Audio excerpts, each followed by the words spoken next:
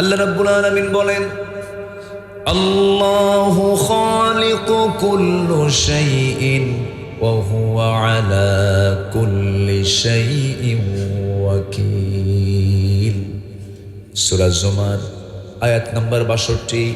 আল্লাহ রাব্বুল আলামিন বলেন, এই পৃথিবীকেও সৃষ্টি করনি, সৃষ্টি করেছেন তিনি কে? আল্লাহ তাআলা। মানুষকে কে সৃষ্টি করেছে? মানুষকে কেন সৃষ্টি করা হয়েছে? আল্লাহ রাব্বুল আলামিন সূরা যারিয়াতের ৫৬ নম্বর আয়াতে আল্লাহ রাব্বুল আলামিন বলেন, ওয়া মা খালাকাতুল জিন্না ওয়াল ইনসা ইল্লা লিয়াবুদুন। জোরে বলুন আল্লাহু আকবার। নাম্বার ৩, এই জীবন এবং মৃত্যু আল্লাহ তাআলা কেন দিয়েছেন? কি জন্য দিয়েছেন? জীবন দিলেন কেন? মৃত্যু দিলেন কেন? আল্লাযী খালাকাল মাউতা ওয়াল হায়াতা লিয়াবলুয়াকুম আইয়ুকুম আহসানু আমালান ওয়া হুয়াল আজিজুল গফুর। জোরে বলুন আল্লাহু আকবার। তিনি জীবন সৃষ্টি করেছেন, মৃত্যু সৃষ্টি করেছেন যেন তিনি বুঝে নিতে পারেন। উদ্দেশ্য হলো তোমাদের মধ্যে কোন কোন বান্দাগুলো ভালো ভালো কাজ করতে পারে, নেক কাজ করতে পারে। জীবন মৃত্যু সৃষ্টি করার মূল লক্ষ্য হলো খারাপ কাজ করা না, ভালো কাজ করা, ভালো কাজ করা। তাহলে জগৎ সৃষ্টির জবাব পেয়ে গেলাম। মানুষ কেন সৃষ্টি করা হয়েছে তার জবাব পেয়ে গেলাম। জীবন মৃত্যু কেন দিয়েছেন তার জবাব পেয়ে গেলাম। নাম্বার ৪, এই উপদেশ, তোমার এই উপদেশ সমূহ কারা গ্রহণ করবে? আল্লাহ তাআলা যে উপদেশগুলো দিয়েছেন সবাই কিন্তু উপদেশ গ্রহণ করবে না। উপদেশ গ্রহণ করবে তারাই। সায়াযাক্কারু মান ইয়াখশা। এই কথাগুলো, এই উপদেশগুলো, আমার আল্লাহর বাণীগুলো এই সমস্ত বান্দাগুলোই শুনবে, গ্রহণ করবে। যে সমস্ত বান্দাগুলো কাউকে না ভয় করে, ভয় করবে কাকে? আল্লাহকে যারা ভয় করবে। নাম্বার ৫ হলো, তোমাকে ভয় করে চললে পরে তার প্রতিদান কি, তার পুরস্কারটা কি? সূরা আলে ইমরানের ১৯৮ নম্বর আয়াতে মহান রব্বুল আলামিন বলেন, লাকিনাল্লাযীনা তাকাও রাব্বাহুম লাহুম জান্নাতুন তাজরি মিন তাহতিহাল আনহারু খালিদিনা ফিহা নুজুলাম মিন ইনদিল্লাহ ওয়া মা ইনদাল্লাহি খায়রান লিল আবরার। জোরে বলুন আল্লাহু আকবার। আল্লাহর ভয় করলে পরে ওই সমস্ত বান্দার জন্য যার নিজ দিয়ে নহর প্রবাহিত এমন সুন্দর অকল্পনীয় জান্নাত আল্লাহ রাব্বুল আলামিন তাকে দিবেন। আর আল্লাহর পক্ষ থেকে বান্দার জন্য এর চাইতে উত্তম প্রতিদান আর দ্বিতীয়টা হতে পারে না। জোরে বলি সুবহানাল্লাহ। নাম্বার ৬ হলো, এই দুনিয়াতে তোমাকে ভয় করে চলতে গেলে তুমি কি কোনো বিপদের সম্মুখীন হবে নাকি?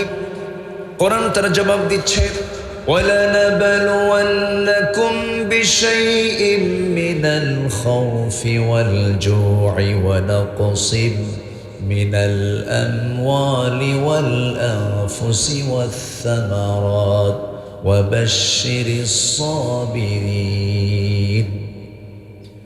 আল্লাহর ভয়, আল্লাহকে মানতে গিয়ে এই পৃথিবীতে ওই সমস্ত বান্দাগুলো অবশ্যই পরীক্ষার সম্মুখীন হবে, বিপদের সম্মুখীন হবে।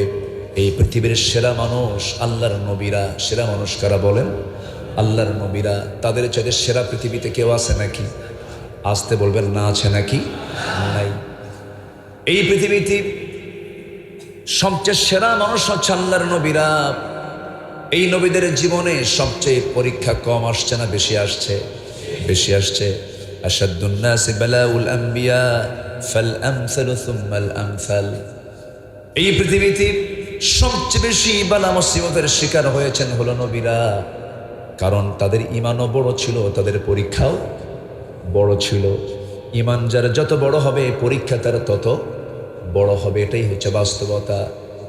আল্লাহ রাব্বুল আলামিন তার পরীক্ষা যে নিবেন এটারও নিশ্চয়তা দিয়ে বলছেন ওয়ালানাবলুওয়ান্না, অবশ্যই তোমাকে পরীক্ষা করা হবে। আলেম ওলামা যারা আছেন, ওয়ালানাবলুওয়ান্না লামে তাকিদ এবং শেষের নুনে তাকিদ, অবশ্যই তোমাকে পরীক্ষা করা হবে।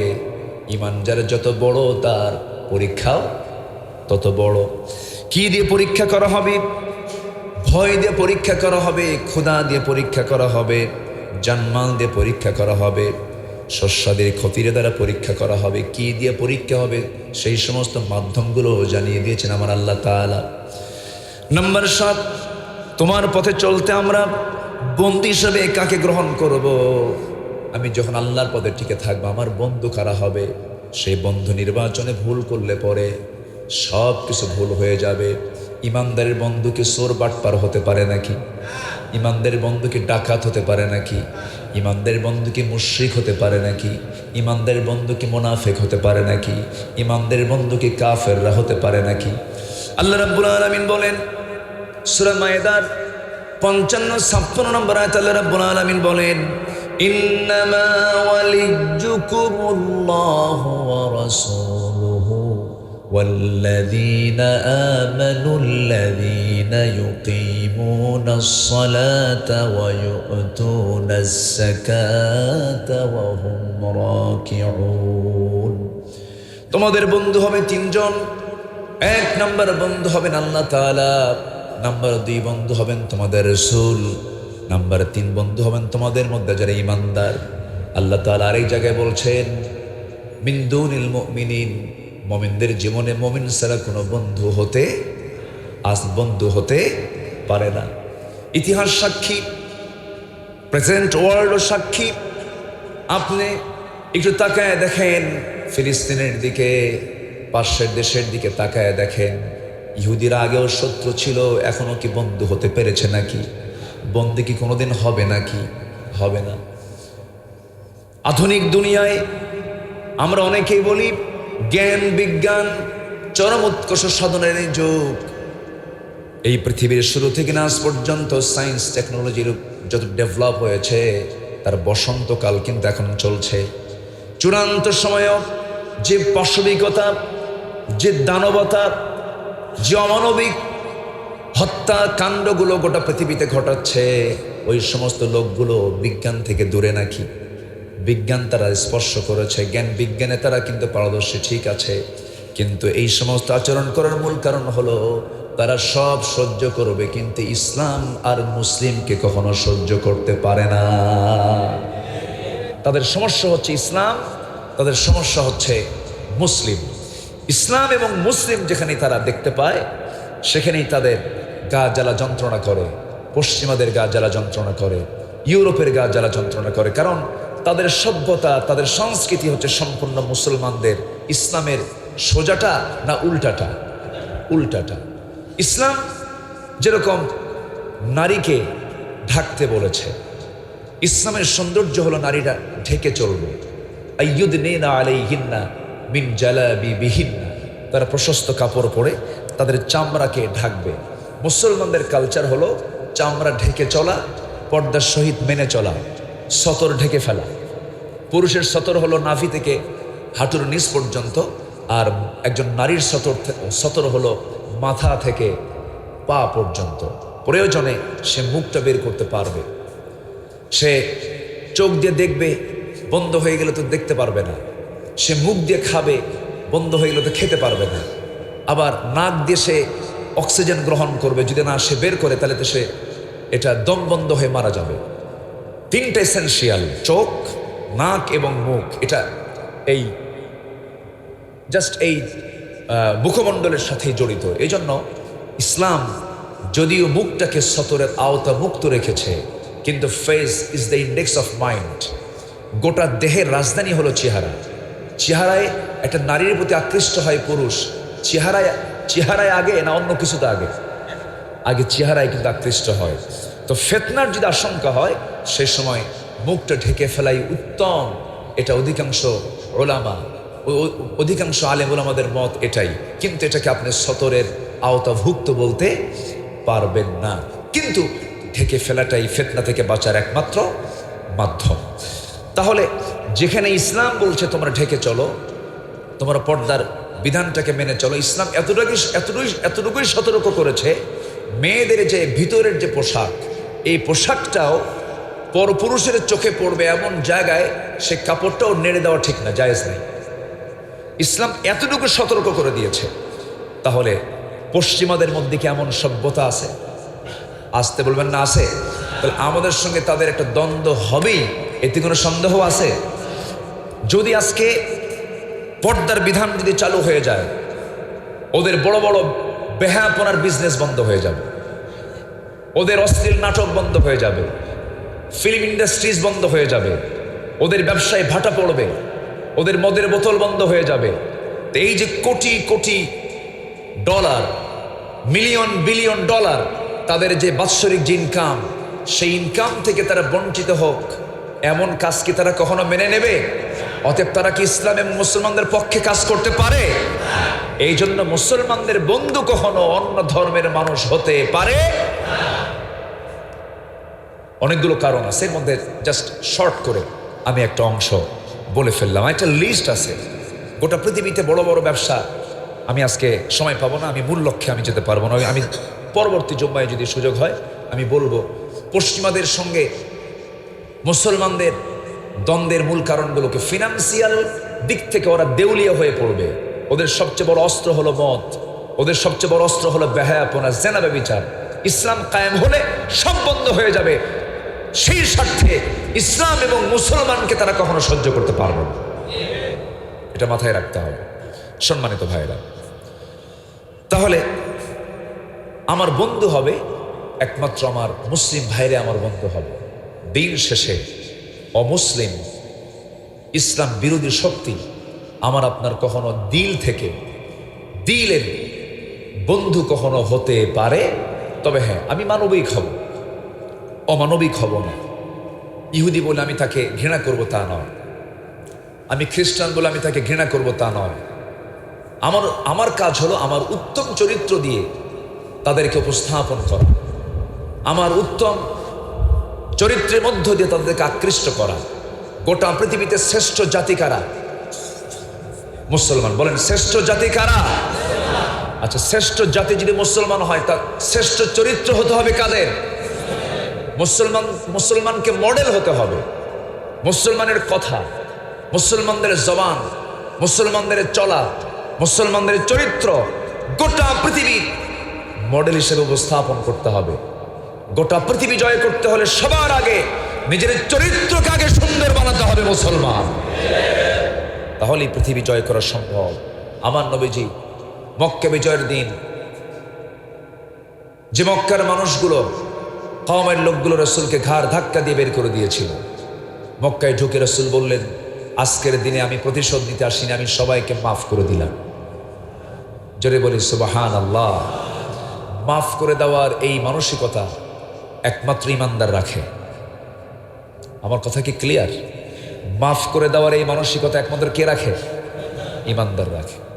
ইমানদার ছাড়া মাফ করে দেওয়ার মানসিকতা মানুষের মধ্যে নেই। মানুষ তো জিদ্দি, মানুষ তো ত্বরাপ্রবণ, মানুষ তো প্রতিশোধ পরায়ণ, মানুষের যে বাস্তব যে নেচার। কিন্তু এই নেচারগুলোকে চেঞ্জ করতে হলে চেঞ্জ হবে একমাত্র ইমানের মাধ্যম দিয়ে। কি দিয়ে বলেন তো? ইমানের মাধ্যম দিয়ে।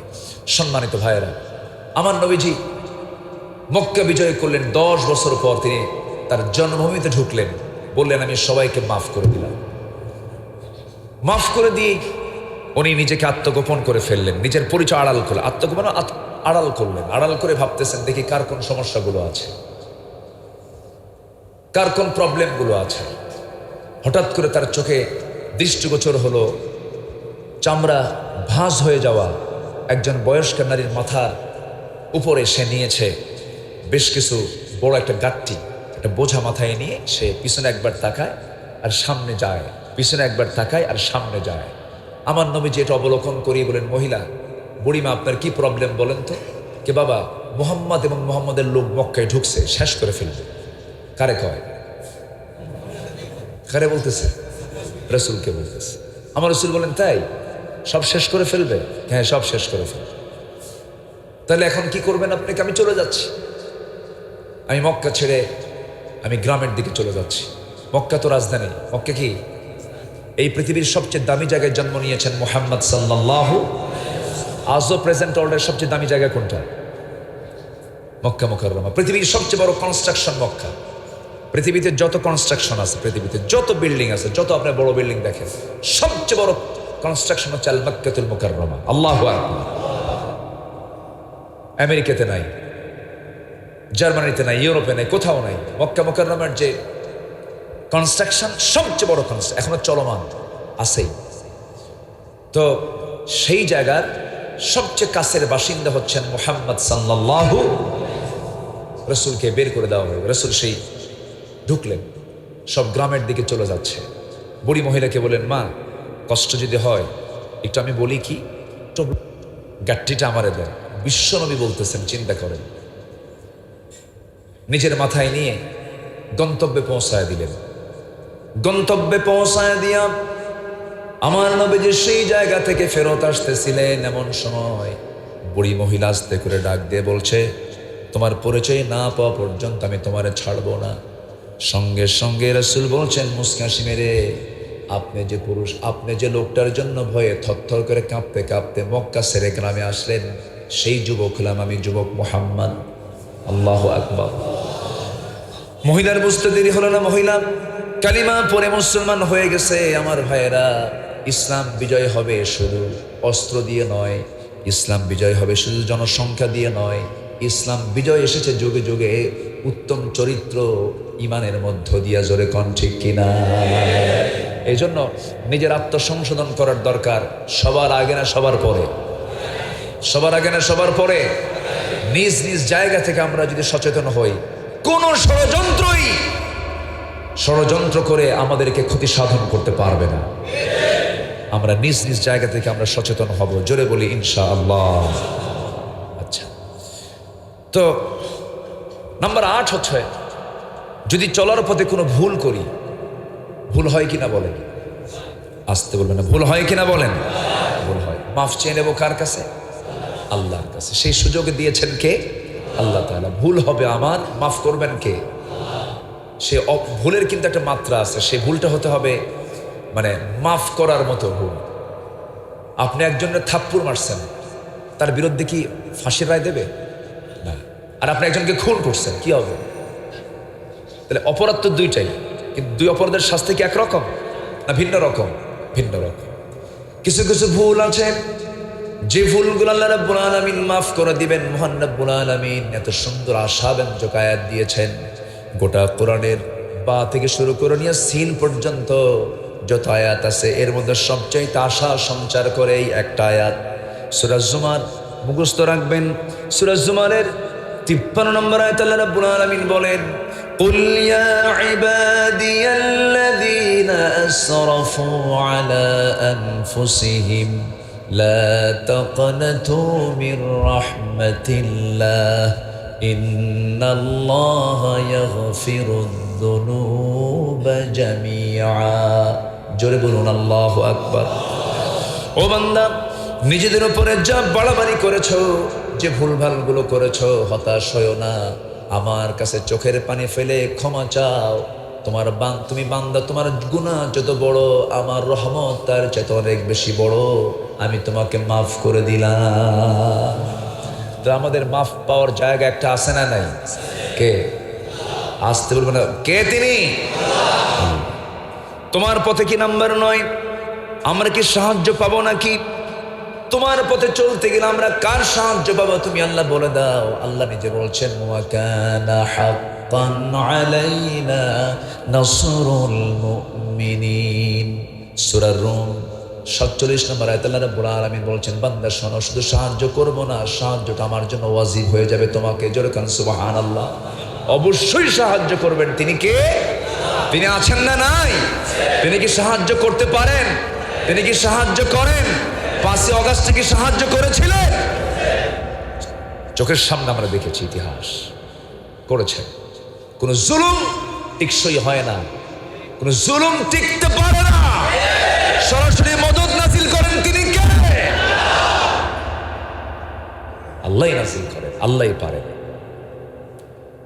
তোমাদের জন্য যথেষ্ট কে? কে বলেন? নাম্বার 10 প্রশ্ন। নাম্বার 10, তুমি কি আমাদের জন্য যথেষ্ট হবে? আল্লাহ হয়তো আল্লাহকে প্রশ্ন করছেন, আল্লাহ জবাব দিচ্ছেন, অকালু হাসবুনাল্লাহু নি'মাল ওয়াকিল ওয়া নি'মাল মাওলা ওয়া নি'মান নাসির। হাসবুনাল্লাহু নি'মাল ওয়াকিল নি'মাল মাওলা ওয়া নি'মান নাসির। সূরা আলে ইমরান 173 নম্বর আয়াত।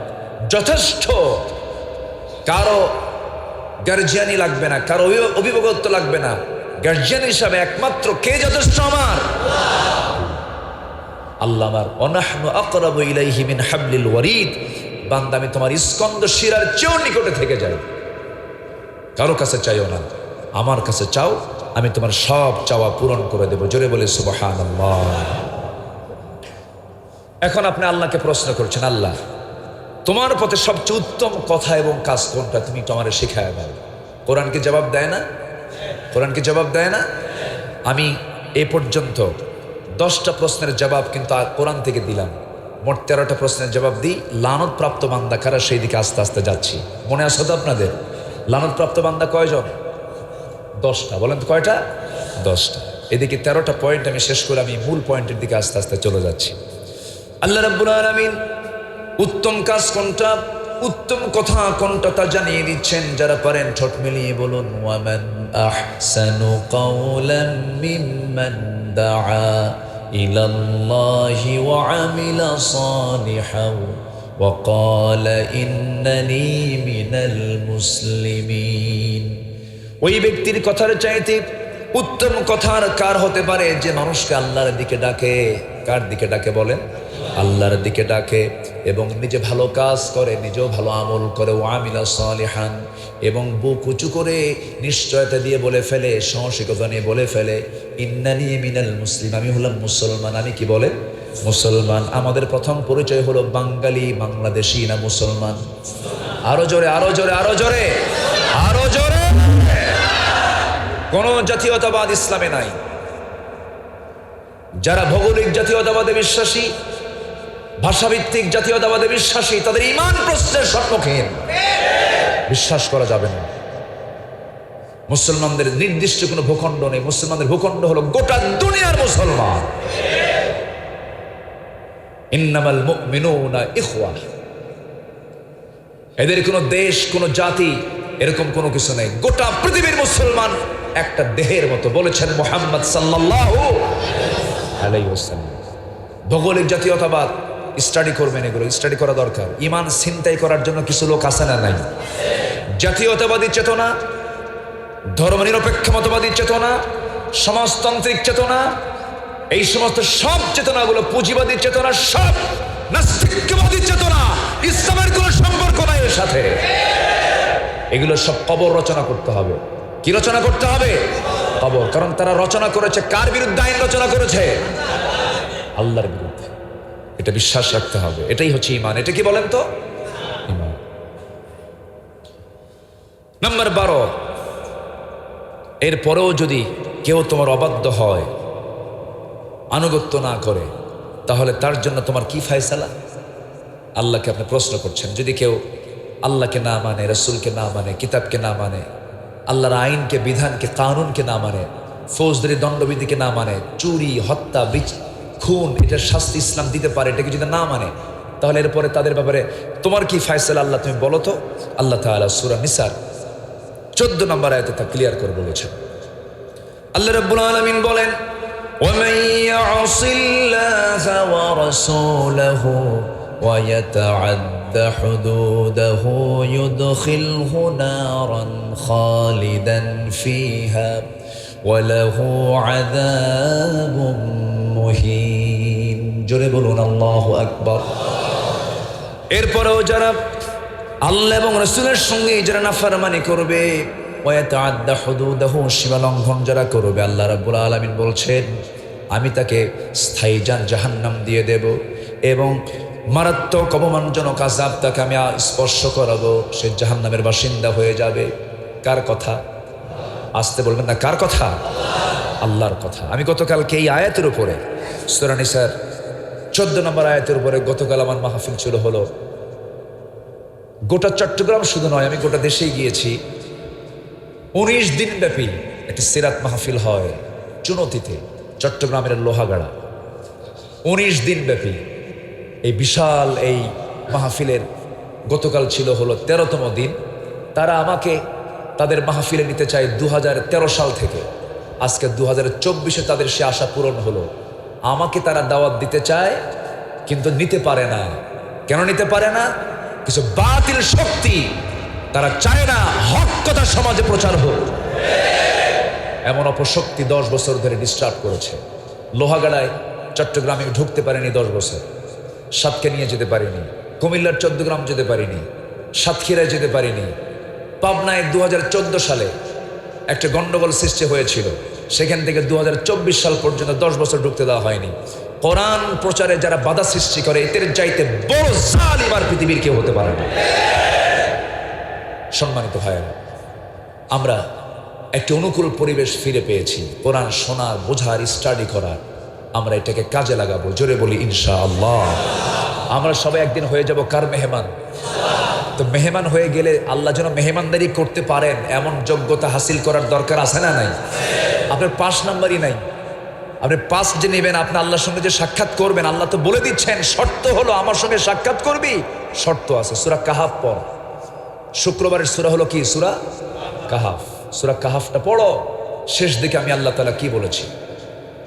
আল্লাহ তাআলা বলছেন, ফামান কানা ইয়ারজু লিকাআ রাব্বিহি ফালইআমাল আমালান সালিহান ওয়ালা ইউশরিক বিইবাদাতি রাব্বিহি আহাদা। জোরে বলুন আল্লাহু আকবার। যে বান্দা আমার সঙ্গে সাক্ষাৎ করতে চায়, সাক্ষাৎ করার শর্ত হলো সব শিরকিয়াতের গন্ধগুলো দূর করে ফেলো, ইমানটাকে মজবুত করো, নেক আমলে নিজের জীবনটা মজবুত করে ফেলো। যার জীবনে সুন্দর চরিত্র আছে, সুন্দর চরিত্রের ওজনটা সবচেয়ে বেশি হবে। ফামাইয়া'মাল মিসকালা যাররাতিন খায়রান ইয়ারা। সেই দিন যাররা পরিমাণ সব কিছু হিসাব কিসাব হয়ে যাবে।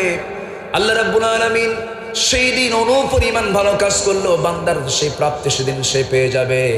আমার বন্ধুগণ, সেই দিন যে ওজন করা হবে, আমলগুলো ওজন করা হবে, এর মধ্যে সবচেয়ে বেশি ভারী ওজন হবে হলো উত্তম চরিত্রের। উত্তম চরিত্রের ওজনটাই সবচেয়ে বেশি ভারী হয়ে যাবে।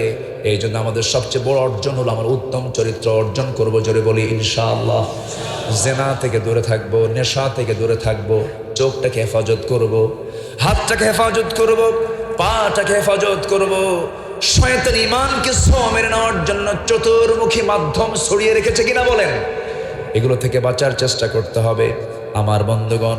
এবার আল্লাহ তাআলা সর্বশেষ আমরা যদি প্রশ্ন করি, আল্লাহ কোন কোন গুণ অর্জন করতে পারলে তোমার জান্নাত আমরা পেয়ে যাব? কোরআন জবাব মনে হয় দেয় নাই। এক জায়গায় দিয়েছে না বহু জায়গায় দিয়েছে? বহু জায়গায় দিয়েছে, ঘন্টার পরে ঘন্টা লেগে যাবে। আল্লাহ রাব্বুল আলামিন সূরা মুমিনুনের প্রথম দিকের 8-10টা আয়াত দিয়েছেন। গোটা কোরআন বাদ দিয়ে যদি কোনো বান্দা যদি সূরা মুমিনুনের প্রথম 10টা আয়াত ফলো করে, জান্নাত যাওয়ার জন্য কিচ্ছু লাগবে না, এই 10টা আয়াত নিয়ে সে আল্লাহর জান্নাতে চলে যাবে। قد أفلح المؤمنون الذين هم في صلاتهم خاشعون والذين هم عن اللغو معرضون والذين هم للزكاة فاعلون والذين هم لفروجهم حافظون। জোরে বলুন আল্লাহু আকবার। নামাজটা কন্টিনিউ করবি, নামাজটা মনোযোগের সঙ্গে আদায় করবে, জিহবার লাগাম টেনে ধরবে, এরপরে লজ্জাস্থানের হেফাজত করবে। আমার বন্ধুগণের পরে কি করবে? আমানত ঠিক রাখবে, ওয়াদা ঠিক রাখবে, নামাজটা সুন্দর করে আদায় করবে। আল্লাহ বলছেন আমি তাকে জান্নাতের চাবি তুলে দেবো। জোরে বলুন সুবহানাল্লাহ। সম্মানিত ভাইয়েরা, কিন্তু আমানতের তো খেয়ানত হয়। মুরিদের হক পীর আদায় করে না, রোগীর হক চিকিৎসক আদায় করেন। কি আমি কি ভুল বলছি? আমি কি ভুল বলছি? প্রত্যেকটা জায়গায় হক লঙ্ঘিত গুনাহ আছে না নাই? ইমানদার কি হক লঙ্ঘিত গুনাহ করতে পারে? সম্মানিত ভাইয়েরা, আমরা আমাদের আমলগুলোকে নেক আমলে রূপ দেব। জোরে বলি ইনশাআল্লাহ।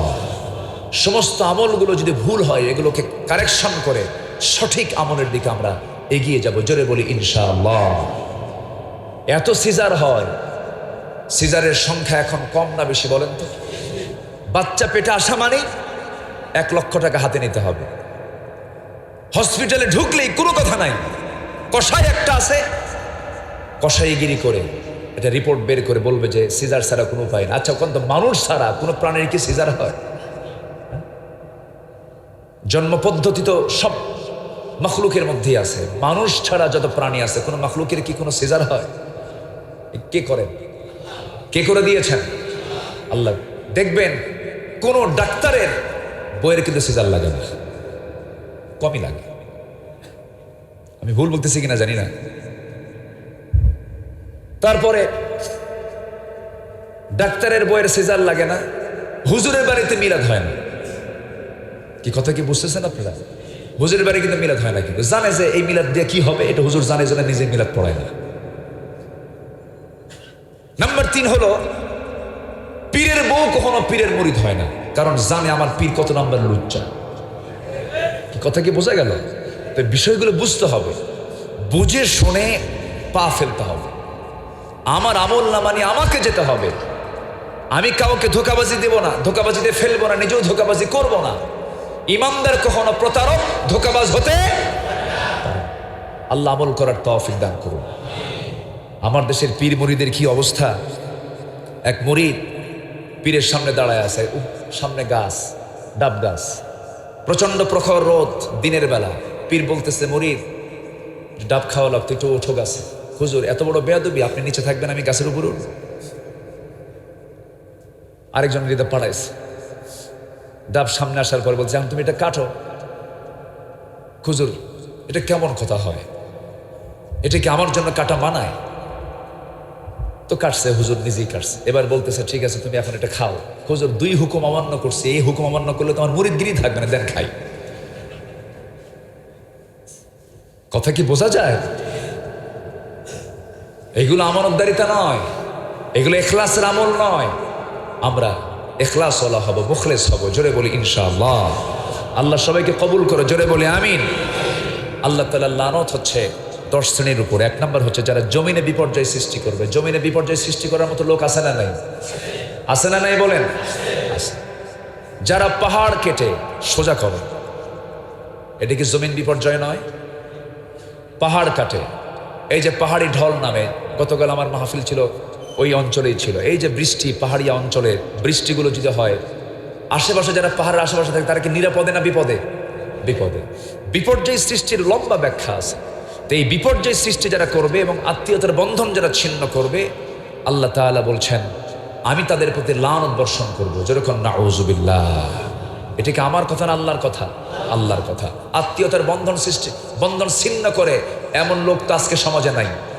ভাই ভাই মিল নাই, বোনের বাড়িতে কোনো খবরই রাখে না। বোন দোষটা কি? বোন বাপের বাড়ির সম্পদ যা পাইতো নিয়ে গেছে, এই জন্য রাগের ঠেলায় ভাই বোনের বাড়িতে যায় না। দেখছেন কারণটা? দেখছেন? এরকম ভাই বোনের সম্পর্ক ছিন্ন করা আছে না নাই? আল্লাহ বলছে আমার লানত ওদের উপরে। মারাত্মক ব্যাপার, কিন্তু সবাই কিন্তু ধরা খেয়ে যাচ্ছি। আল্লাহ রাব্বুল আলামিন বলেন, ফাহাল আসাইতুম ইন তাওয়াল্লাইতুম আন তুফসিদু ফিল আরদি ওয়া তুকাত্তিউ আরহামাকুম। জমিনে যারা বিপর্যয় সৃষ্টি করবে, আত্মীয়তার বন্ধন যারা কেটে ফেলে দেবে, তাদের উপরে কার লানত বলেন? 2 ভাইয়ের মধ্যে সেই ভাইটাই সবচেয়ে উত্তম, যে ভাইটা আগায় গিয়ে বলে ভাই আমরা মিল হয়ে যাই, সেই বান্দাটা আল্লাহর কাছে উত্তম। যেরকম সুবহানাল্লাহ। নাম্বার 2 হলো সীমালঙ্ঘন যারা করবে, তাদের উপর আল্লাহর লানত। সীমালঙ্ঘন করার মতো লোক আছে না নাই? আসতে বলবেন না, আছে না নাই? ব্যক্তি জীবনের সীমালঙ্ঘন, সামাজিক জীবনের সীমালঙ্ঘন, রাষ্ট্রীয় জীবনের সীমালঙ্ঘন, বিচার কর্তৃত্বের সীমালঙ্ঘন আছে না নাই? আছে। আল্লাহ রাব্বুল আলামিন তাদের ব্যাপারে বলেছেন, লুইনাল্লাযীনা কাফারু মিন বানি ইসরাঈল আলা লিসানি দাউদ ওয়া ঈসা ইবনে মারইয়াম যালিকা বিমা আসাউ ওয়া কানু ইয়াতাদুন। জোরে বলুন আল্লাহু আকবার। সীমালঙ্ঘন যারা করবে লুইনা, তাদের প্রতি লানত করা হবে। নাম্বার 3 হলো আল্লাহর সত্যকে, সত্যবাণীকে যারা গোপন করবে তাদের প্রতি কার লানত? আল্লাহর লানত। ইন্নাল্লাযীনা ইয়াকতুমুনা মা আনজালনা মিনাল বায়্যিনাত ওয়াল হুদা মিন বা'দি মা বায়্যানাহু লিন-নাসি ফিল কিতাব উলাইকা ইয়ালআনুহুমুল্লাহ ওয়া ইয়ালআনুহুমুল লাঈনুন।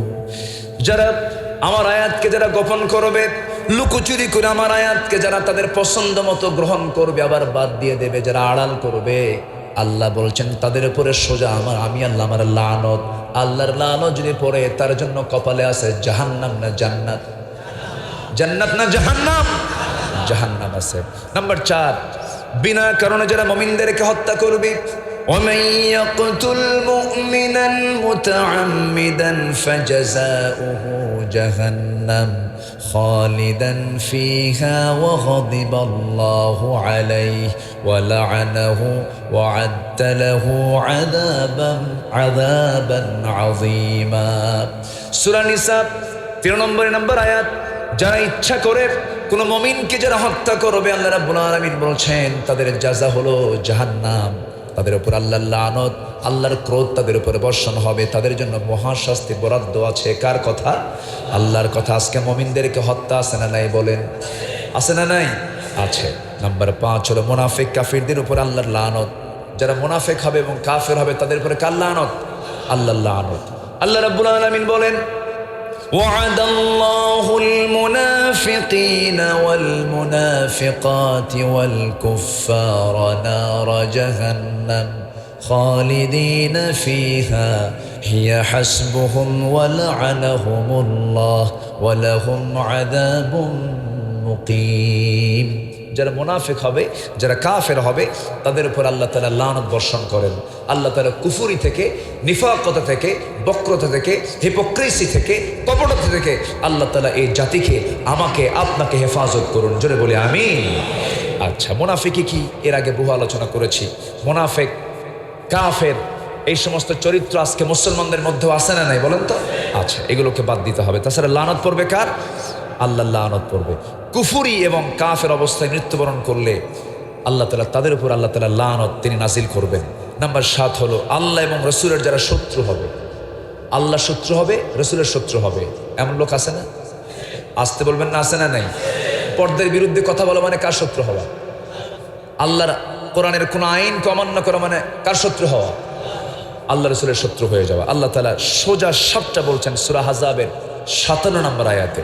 আল্লাহ রাব্বুল আলামিন বলেন ইন্নাল্লাযীনা ইউযুনাল্লাহা ওয়া রাসূলাহু লা'আনাহুমুল্লাহু ফিদ দুনিয়া ওয়াল আখিরাহ ওয়া আ'আদ্দা লাহুম আযাবান মুহিনা। যারা আল্লাহকে এবং রাসূলকে যারা কষ্ট দেবে, আল্লাহ এবং রাসূলের ব্যাপারে যারা বাজে কথা বলবে, আল্লাহর লানত এই দুনিয়া এবং আখিরাতে, দুনিয়া এবং আখিরাতে। তাহলে লানত কিন্তু, তাদের লাঞ্ছনা কিন্তু দুনিয়াতেও আছে, আখিরাতেও আছে। তার নিকটবর্তী কিছু চিত্র কি আমরা পাইছি? কিছু পাইছি কি আমরা? পেয়েছি। ও আদালাহুম আযাবান মুহিনা, এবং যন্ত্রণাদায়ক শাস্তি, তো অপমানজনক শাস্তি তাদের জন্য বরাদ্দ আছে মৃত্যুর পরে। এরপরে নাম্বার 8 হলো অঙ্গীকার যারা ভঙ্গ করবে তাদের জন্য লানত। আল্লাহর আয়াতের যারা অবমাননা করবে তাদের জন্য লানত। নাম্বার 9 হচ্ছে আল্লাহর সম্পর্কে মিথ্যা রচনাকারী, আল্লাহর সম্পর্কে মিথ্যা কথা বলে, বাজে কথা বলে, বুঝে না, এরকম জাতীয় কথাবার্তা বলে যারা, তাদের উপর আল্লাহ লানত। মুমিনা নারীর উপরে যারা মিথ্যা অপবাদ দেয়, না জেনে না বুঝে একটা সতীসাধ্যী নারীকে মিথ্যা অপবাদ দেওয়ার মতো কিছু কুলাঙ্গার আছে না? কিছু বদমাইশ আছে না? আল্লাহ তাআলা সূরা নূরে একটা স্পেশালি ওই মেয়েদের জন্য তাদের পক্ষে আল্লাহ তাআলা একটা আয়াত উপহার দিয়েছেন। ইসলাম নারীকে ঠকাইছে না জিতাইছে?